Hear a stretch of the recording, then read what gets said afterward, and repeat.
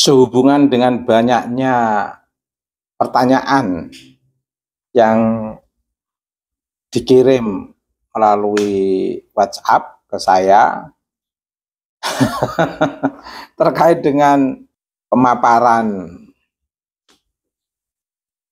Kiai Nur Yahya yang lagi digugat oleh Kiai Khudori. Keduanya sama-sama sahabat saya.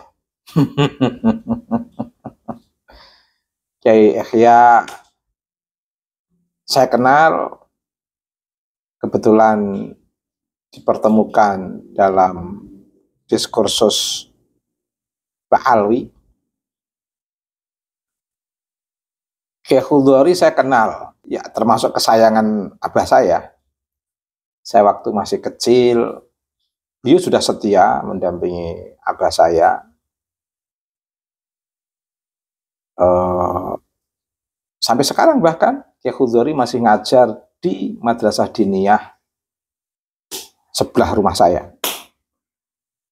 Madrasah yang khusus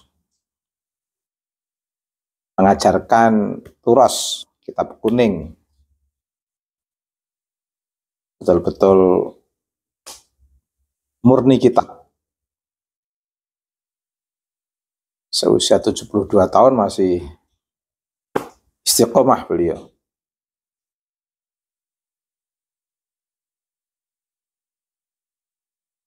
Banyak yang bertanya-tanya.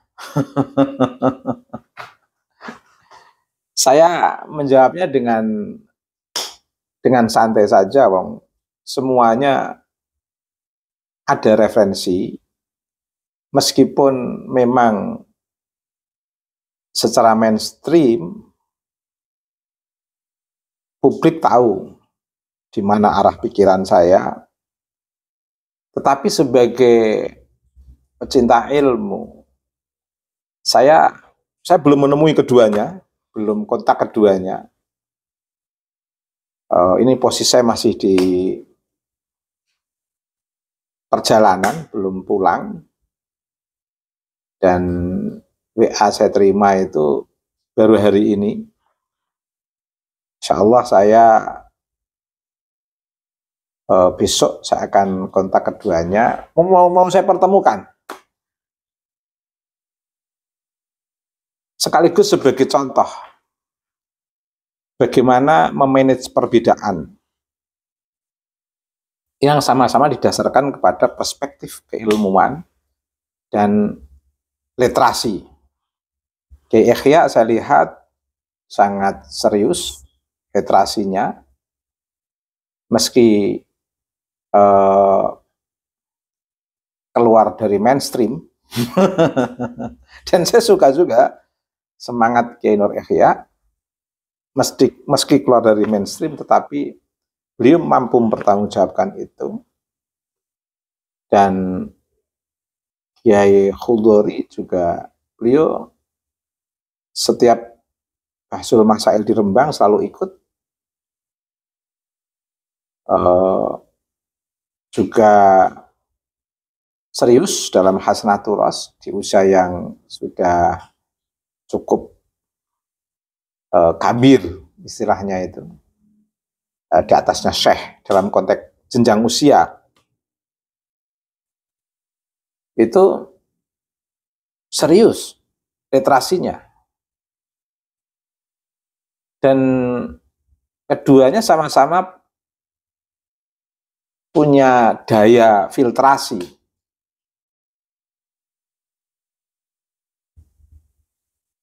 Bagaimana harus melakukan verifikasi terhadap teks-teks yang ada untuk membuat sebuah keputusan ilmiah yang menentukan sebuah pemahaman dalam konteks keilmuan atau menentukan sebuah keputusan dalam konteks hukum. Dan keduanya sama-sama punya daya analisis. Kiai Nur Yahya punya daya analisis, Kiai Khudori punya daya analisis. Maka saya pengen keduanya ini ketemu, entah saya pas di Surabaya Kiai Khudori saja untuk mampir di Kiai Yahya. Kebetulan Kiai Yahya sudah ke rumah saya malah belum ke rumah Kiai Nur Yahya.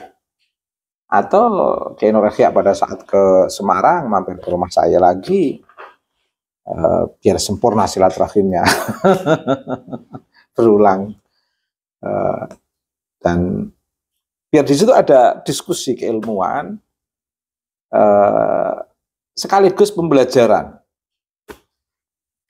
Bagaimana keduanya berbeda, tapi bisa bertemu dalam sebuah dialog yang indah, tanpa ada framing, tanpa ada kebencian. Ini menarik. Sekaligus contoh untuk para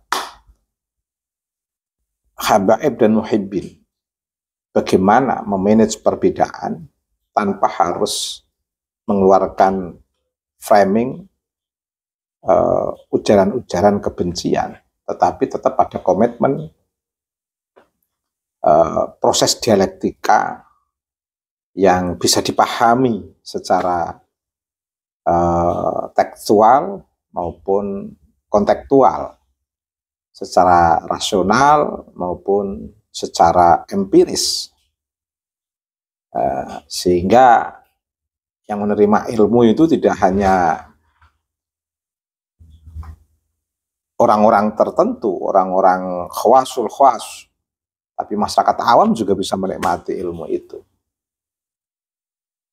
Sama seperti bagaimana Kiai Nur Yahya mengkolengdonkan tek-tek yang penuh halusinasi atau ceramah-ceramah dari beberapa bocil dari klan Pak Alwi yang penuh kurafat. Nur Yahya mencoba mengkolengdonkan dari hasanah yang mereka miliki sendiri sebagai bukti literatur yang mesti perlu dikritisi, karena banyak halusinasi dan beberapa penyimpangan yang memang memerlukan kritik, dan jalan akademik, cara akademik, perspektif keilmuan Kiai Nur Yahya itu patut dihargai, meskipun ada beberapa pandangan yang saya sendiri tidak cocok, tapi kita berdua bisa nyaman. Dulu saya pernah menggugat Kiai Nur Yahya juga, malah jadi akrab, jadi teman baik, meskipun berbeda, tidak apa-apa.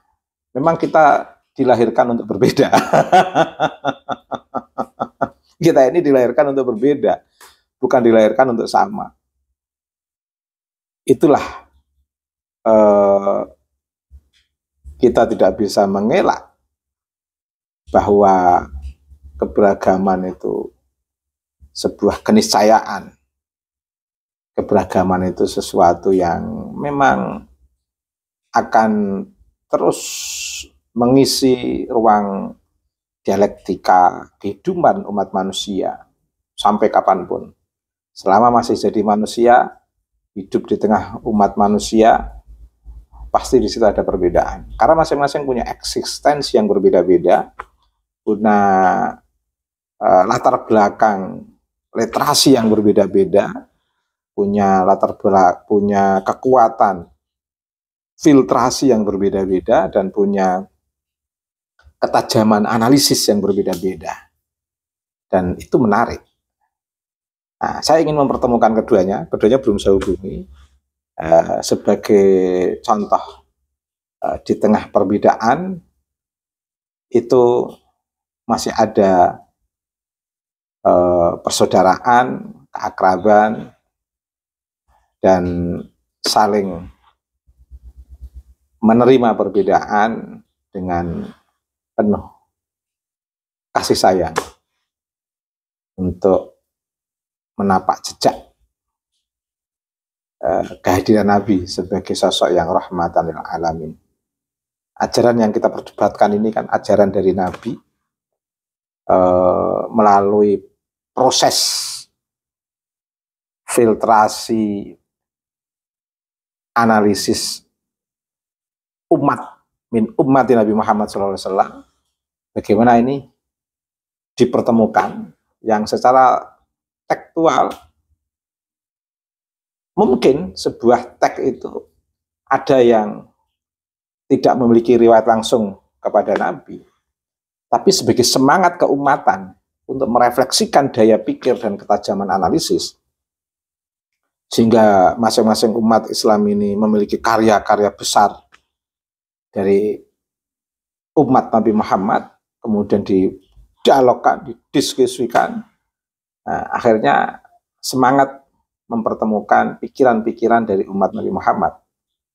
Nah, meskipun dari seluruh pikiran umat Nabi Muhammad itu tidak semuanya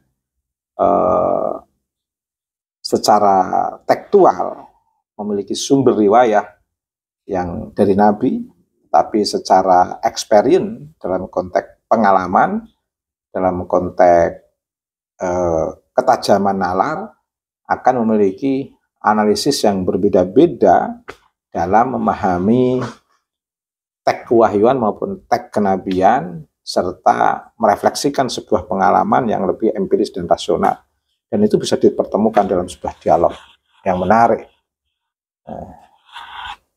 Menikmati semangat keumatan yang didasarkan kepada nilai-nilai rahmatan lil alamin dari kehadiran Nabi Mustafa Muhammad SAW. Nantikan dialog tersebut, tidak usah